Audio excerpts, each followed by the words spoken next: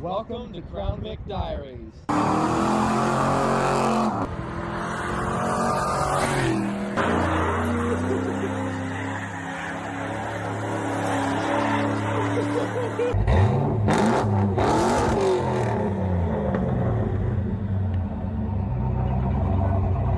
Hi, and welcome to another episode of Crown Vic Diaries.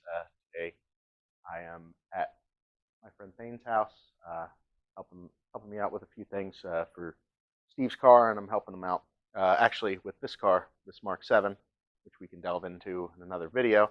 What we're here to talk about is Thain's black 1986 Lincoln TownCar, which he has named Galactica. Without further ado, I'm going to introduce Thain. Hi, I'm Thain. So Thain, tell me how you got this car and what's all been done to it, and if you have any future plans for it. All right, well, I'll try to keep this not quite so long-winded. So October of 2004, I needed a vehicle because the transmission in my Chevy S10 was smoked. A friend had this thing for $100 because it was going to go to the junkyard. Bought it. Not too long after, I decided I was going to fix some of the massive oil leaks. The engine failed. Put an HO in it, caught it on fire, killed the transmission, put a transmission in it, then decided now that it's got, a good drive line, the interior shouldn't be 2/3 duct tape. So that got fixed. And then, hey, the suspension's in really bad shape. So big brake swap, full front end rebuild with poly bushings.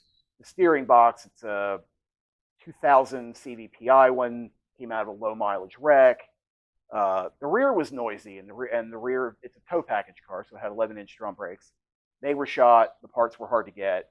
So rear disc conversion, rebuilt the rear. The traction lock was wasted, so that got rebuilt with an extra clutch. Then, all the mechanical stuff's good. We should fix the other parts of it. And it was so bad that my friend Nick no longer does body work because he hated this car so much. But replaced most of the car. Part of the roof is not original. About the only body panel that remains original, believe it or not, is the header panel. And I think the trunk lid. Like nothing else on the car is original, or at least in sections. The hood, the doors, all of it.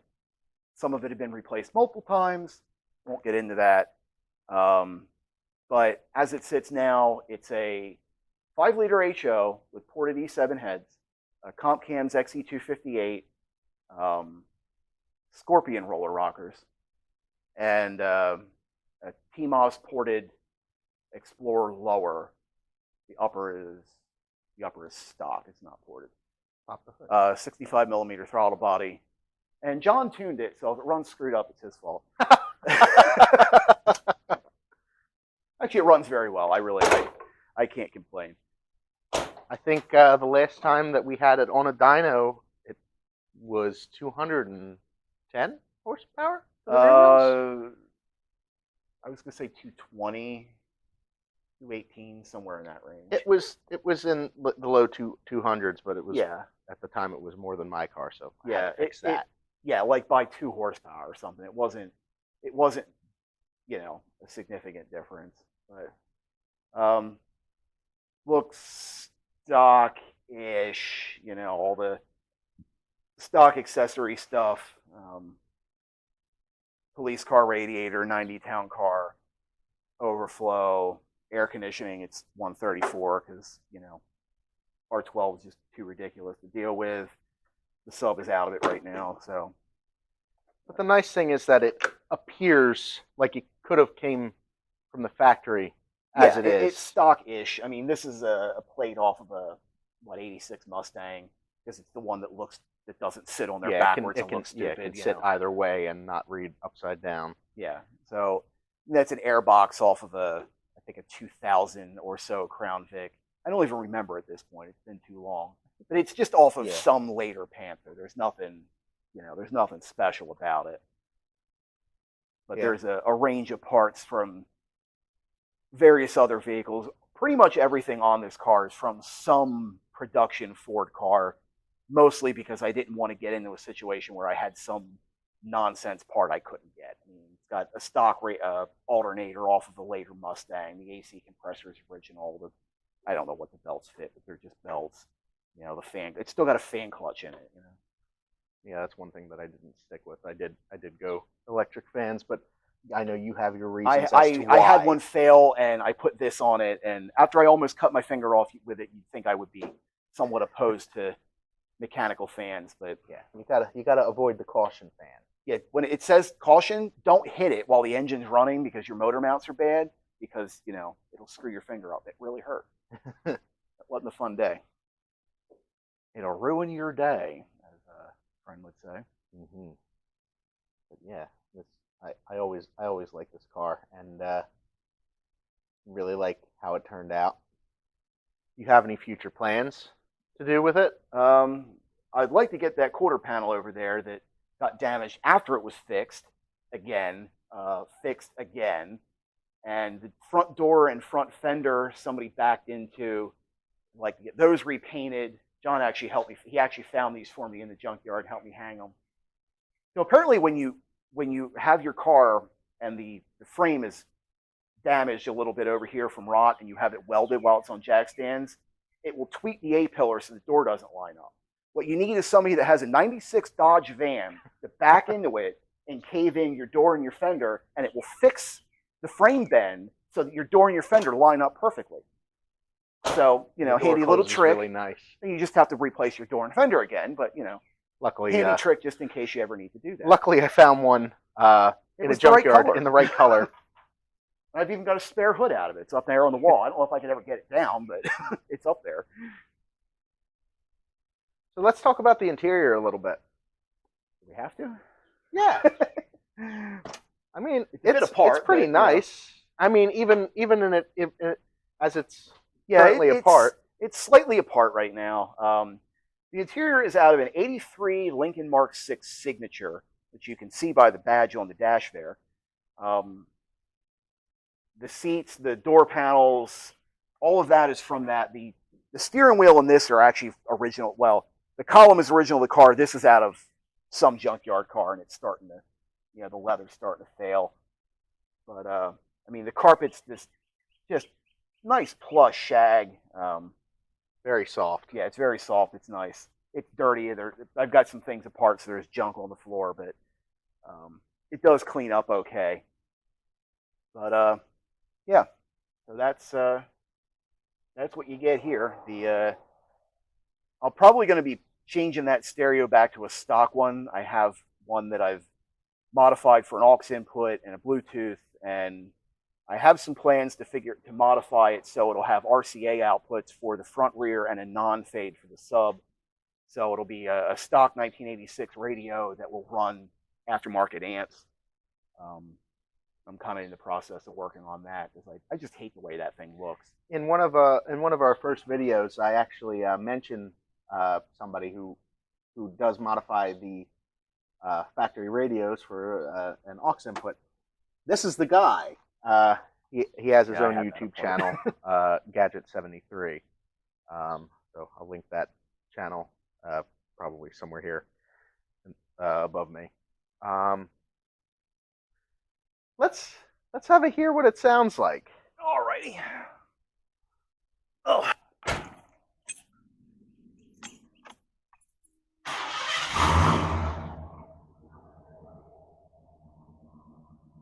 Let it warm up first. Let it settle down and then give it a couple revs, if you please.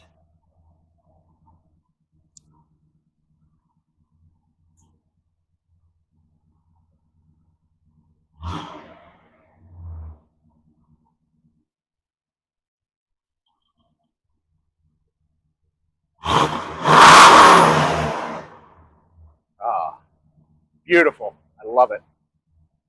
I love it so much.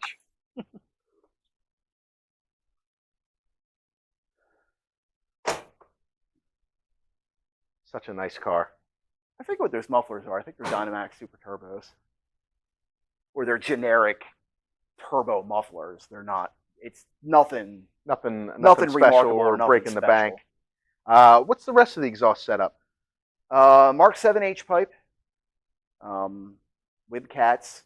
The headers are an old set of Headmans that were so warped that they kept blowing gaskets. They've been resurfaced, so they don't pop gaskets all the time. Impala SS over the axle, the old Dynamax ones that you can't get anymore, unfortunately. Yeah, unfortunately, they're not available And there's anymore. I think it's Mustang mid pipes with just a straight piece to extend it to make it fit. And behind the Impala pipes, it's just a straight stick of pipe and a downturn. It was just all off the shelf parts. No, nothing custom about it. Yeah. So somebody who might be new into like a box town car like this, is there anything that you would recommend that they look into before purchasing one of these? Well, mostly it's the same as the Crown Vic stuff. You know, it's got the same suspension, same frame, same all of that where it matters. So anything that John's covered as places to look for it here. Specific to a town car, though, they're prone, if you have the automatic dimming headlights, the eyeball thing that hangs below the mirror is prone to failure, and the high beams don't work. If you can find a new eyeball to make it work, fine, or you just take a paper clip and jump the two outside pins of that connector together, then your high beams work like a normal car, and it's fine. They also all have automatic climate control. It's the same system that the Crown Vics have, so they're going to have the same problems. So, you know, vacuum leaks and that stupid sensor thing goes bad. But there's nothing really that specific about the town car that you couldn't say about the Crown Vic.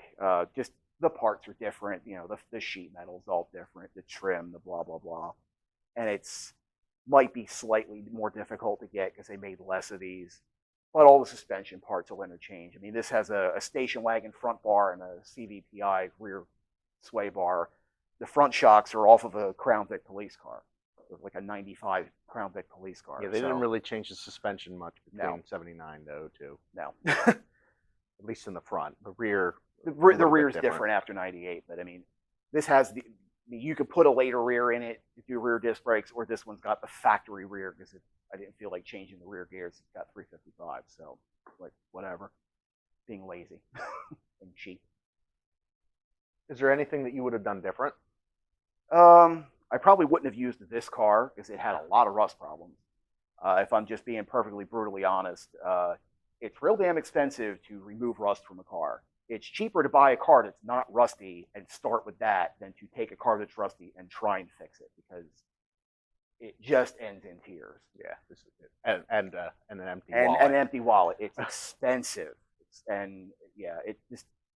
that's why most of this car is not original, because there were just so many bad parts on it. If it unbolted and had rust, we unbolted it. Yeah, it was kind of bad to the point where you were finding more intact vehicles in the scrapyard. Yes. It was like, give me this car, we'll give you this one. Yeah, the car that the interior of this came out of was such a nicer car than this. I would have easily just even up traded them for it, and it wasn't an option, but you know, whatever. But yeah, rusty car is expensive.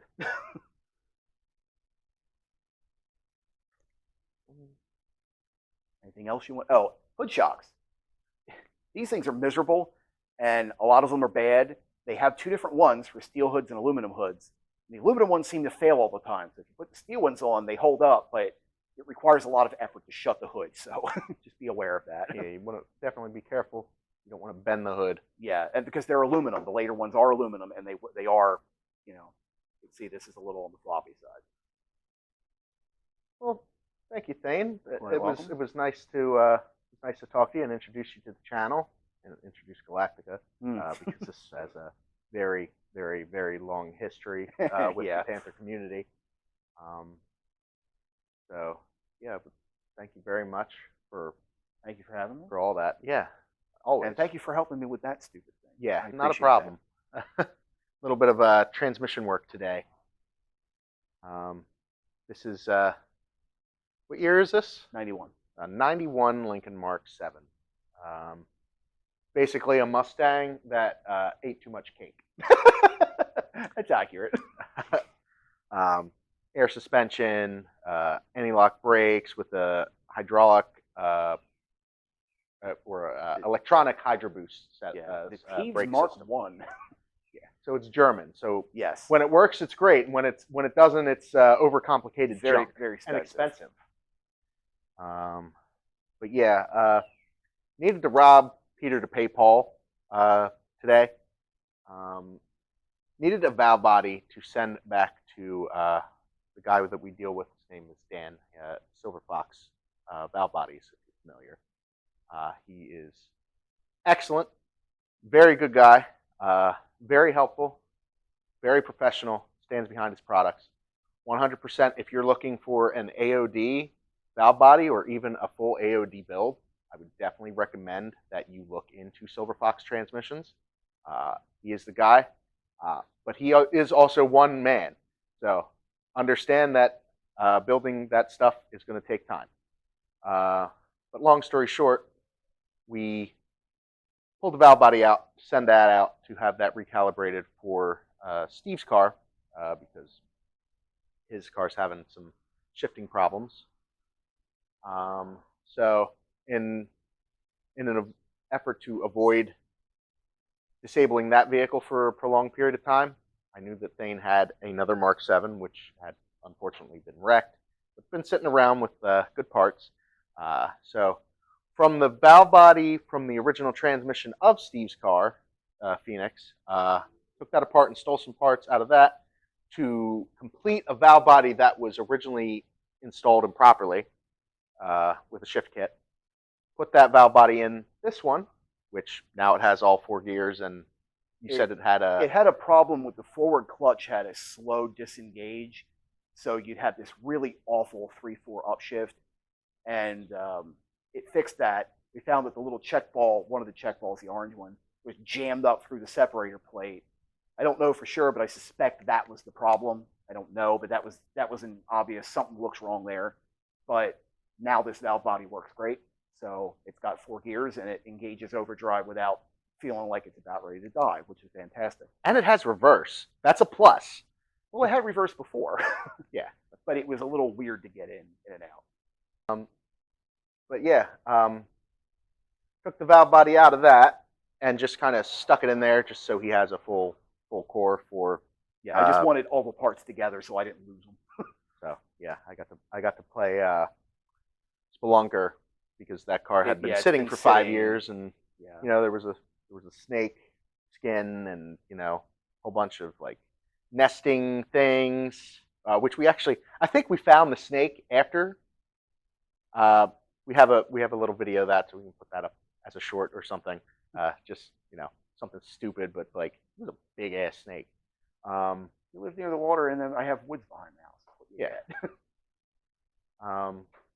But yeah, this is running really good. How many miles are on this? 237,000 on the original AOD. So people tell you that an AOD cannot last that long, and it's not true. They can last a long time, as long as you change that stupid bushing. This one was changed a long time ago. Never failed, and it works just fine. This is the bushing that he's talking about. You might be able to turn on the light. I think there's a light on this. I don't have my phone in my pocket. Screw it. As you can see here, this is the TV cable and that brass bushing. You see it? No, can't see it. Let's try it from over here. Well, okay. Well, anyway, that bushing is normally plastic, and it fails. And what happens is that's your load representation for your transmission. So it basically tells you how much the throttle's open and how long it should hold in which gear. That falls off, it defaults to, oh, no pressure. So yeah, I should upshift. I should upshift at 10 miles an hour. And then by the time you're in overdrive, you're doing 25, and there's no pressure holding the clutches together, and they burn out, and that's what gives the AOD its bad name. In addition to a few lubrication issues earlier on. By the 90s, they kind of had it squared away. This affects Mustangs, Cougars, Mark VIIs. Basically anything with an AOD. Yeah, anything with an AOD. 87 and up mostly. The 86 has a different system. The trucks have a different system. Trucks are a little different. The CFI cars have a kick-down rod. It's not a kick-down rod. It's a metal rod. When that breaks, do have a bushing, and it can fall off Depends on how it falls off. It can kind of slide back and jam in a higher pressure position, which So you'll actually find it not shifting. yeah, it won't upshift, but it won't kill the transmission if it happens to wedge that way. But these, with the cable, they always default to zero pressure, and you'll burn them up in 10, 15 miles. And Yeah, so if it's you're not in very tune with your common car and problem. you're just driving and it's like, oh yeah, this thing's always crappy, it might not be. yeah, If you're going to buy one of these and it's, just check that cable because you can save yourself a headache. yeah, and and the bushings are. I don't know if you can get the Ford OEM brass ones. You can get this aftermarket steel ones. late model restoration has them. They're what, 15, 20 I think bucks they're like or something. 15 bucks. They're not that expensive, Not too bad. and it's a very simple job to change. Fairly simple, but that's about that. Cover the Continental. If you want. So this is another interesting car that Thain has. Thain seems to have all the weird ass shit. You guys, if you are familiar with the regular car reviews channel, right? It is regular, car reviews. This car was featured in an episode. This is what year Continental? It's a 1984 Continental. And what's so special about this Continental? It has a BMW turbo diesel, one of 1,515 made before Ford realized nobody wanted a Lincoln with a diesel engine in it. But he It's did. got 200,000 miles on it. I bought it because it's weird. Who else wants this? Yeah, it's slow. It's weird. It makes strange noises, and it's kind of hilarious to drive as long as you're not trying to go anywhere fast. It's actually pretty good on fuel. I get like 27 miles per gallon out of this thing. But diesel fuel is more expensive, and I had to import a case of oil filters from Poland recently because you can't get them. Life with this car is very strange. Yeah, it's definitely a rare bird. Definitely got some stuff going on with it. Let's just say you're in the car. Yeah, that's better. So what have you done to this since you got it? The major things, the injection pump head seal failed, which is a common problem with the Bosch VE pumps. Cummins 12 valve guys that, early Dodge stuff that have the VE rotary pump are familiar with that. These pumps were used on BMWs and Volkswagens and Dodges and just a ton of things. The seal kit's like $50, but it's really complicated in there, and it scared me, so I sent it out. That was $1,500. It was twice what I paid for the car to fix that. Pretty much everything else has just been maintenance things. Leaky power steering lines and transmission fluid problems. I stirred up some garbage when I just drained the fluid and refilled it, so I had to take the governor off and clean that out. The pinion seal was shot. Wheel bearings. I had, calipers, rotors, just a car that sat for 10 years and needs all the fluids and all this It's stuff basically dealt with. basically the combination of an old American car mixed with German ingenuity. Yeah, a rare, weird BMW diesel. BMW put this in the 524 TD, and from 1985 to 1988, I think, they only imported them for 3 years. They brought in about 1,600 of them total. They actually made 2,600 Mark VIIs with this engine. So there are more Lincolns on the road with that engine in the United States than BMWs. And they put this in a camper with a DeLorean transmission. And I can't imagine how terrible that was. But yeah, 21-foot camper with a rear-mounted version of this and a transaxle. And you could get it with an automatic or a manual. All 115 horsepower of it. So just to clarify, this is also a Fox body platform car, correct? Yes, it's a Fox body. The suspension is essentially identical to the Mark VII. It's air suspension. This one's before ABS, but later versions of this car did have the same ABS system available. But they didn't have this engine configuration at that point. No, this was a one-year only thing. Like I said, before they realized nobody wanted it. The standard engine was the 5-liter 302. I believe there was an option you could downgrade it to a 3.8 V6, but I've never heard of anyone that actually had one, but I believe it was actually on the option sheet at one point. I know the later ones, the later Continentals had a Well, in 3.8 80, at point. in 88, it was a different car. They were Tauruses essentially. Right. But up to 87, you got this. Right.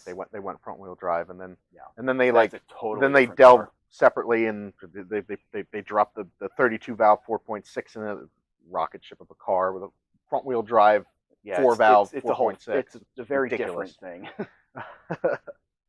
Yeah, but this is definitely a very interesting car. So happy to be here to share this with you guys. Well, that's cool. It's really cool. As you can see, Steve didn't disappear. He was True. actually just being the camera guy today. Yeah. A little bit more in depth than just having the tripod hold it. So a little bit different video, but definitely, I think it was worth it. Yeah, and you get to see the town car, which is, in my opinion, very cool. Definitely a cool car. Definitely one of the ones that inspired me to modify my car. And then, covering the Mark VII, what we did there for this car. Yes. And, So to help Thain out, because Thain's helped us out quite a bit with an engine swap with the previous car, this motor. The blue one. In fact, blue in one. the intro, you'll see the blue ones hanging out of his garage, actually. Yeah, that was like right after we got that thing running. Very, very happy kid here. Yes. It was pretty cool. But, now I'm leaning on my 14-second Crown Vic, so I'm feeling pretty happy with it, too. Yeah. Yeah, I think that pretty much is going to wrap this one up. Thanks for watching. Have a good day, and if you can, like, subscribe, help us out, leave a comment. If we're doing something wrong, doing something right. Either way is feedback. Anything you want to add to it? No, that's good. Feedback is good. We love to hear from people. We love to hear their stories, even if it's not about these cars. We're a big car community, so let's keep the good vibes going. Demonetized. Golf. I'll catch you guys in the next one.